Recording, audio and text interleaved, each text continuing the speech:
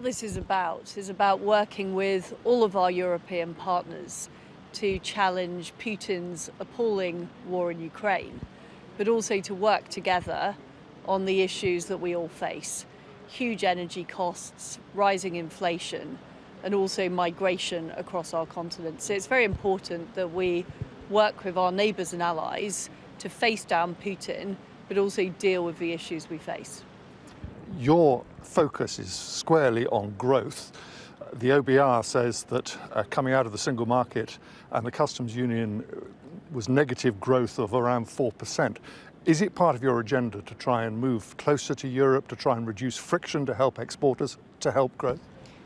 This is not about moving closer to Europe. This is about working with Europe on issues that we both face. And we both face rising energy costs. That's why I took the decision to put in place the energy price guarantee, so people in Britain weren't facing bills of up to £6,000. That's why we're working with our European neighbours on doing more on the North Sea, on offshore wind, which I've been talking about today. We're working with our partners on more nuclear energy, so that we're never in the same position again of being dependent on Russia and Russia using energy as leverage against free democracies. You may have thought you escaped domestic issues, but there's been plenty going on at home. You guaranteed during your leadership campaign that there would be no electricity blackouts this winter. The national grid now says there might be. What are you going to do to make sure their prediction doesn't come true? Well, we're working very hard on energy security. It's one of the reasons I'm here in Prague today. We have interconnectors with our European partners. We're working on more gas supplies. We're working on building out nuclear energy, building out wind energy, so we do have a secure supply of energy. But can you still guarantee it? Well, what we're clear about is that we do have a good supply of energy in the UK. We're in a much better position than many other countries, but of course there's always more we can do. And that's why I'm here working with our partners, making sure we do have a secure energy supply into the future. It sounds awfully like you're backing off that guarantee. Well, what I'm saying is that we do have good energy supplies in the UK. We can get through the winter, but of course I'm always looking for ways that we can improve the price for consumers. That's why I put in place the energy price guarantee, as well as making sure that we have as much supply as possible. We're now looking at new mortgage rates of around 6%.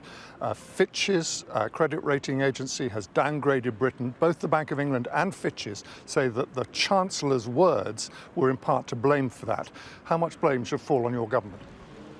Look, we're facing a very, very difficult economic situation.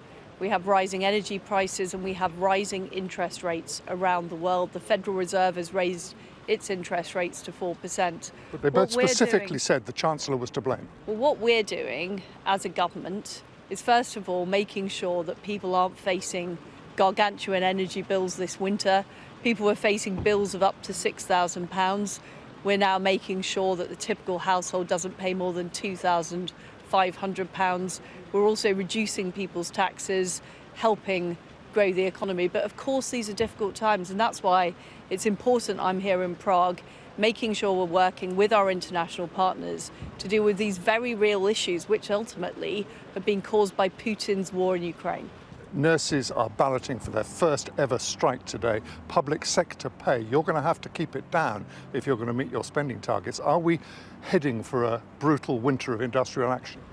Well, first of all, I just want to thank nurses for the fantastic job they do. They worked incredibly hard during COVID. We now face a huge backlog after the COVID crisis. They do a great job.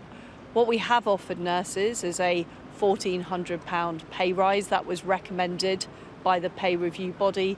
So I do hope that they will continue to work through this winter, but I do want to say a great thank you to our nurses for the brilliant job they do. Finally, you're heading now to a meeting with President Macron. Have you decided yet if he's a friend or foe? Look, I work very, very closely with President Macron and the French government, and what we're talking about is how the UK and France can work more closely together to build more nuclear power stations and to make sure that both countries have energy security in the future.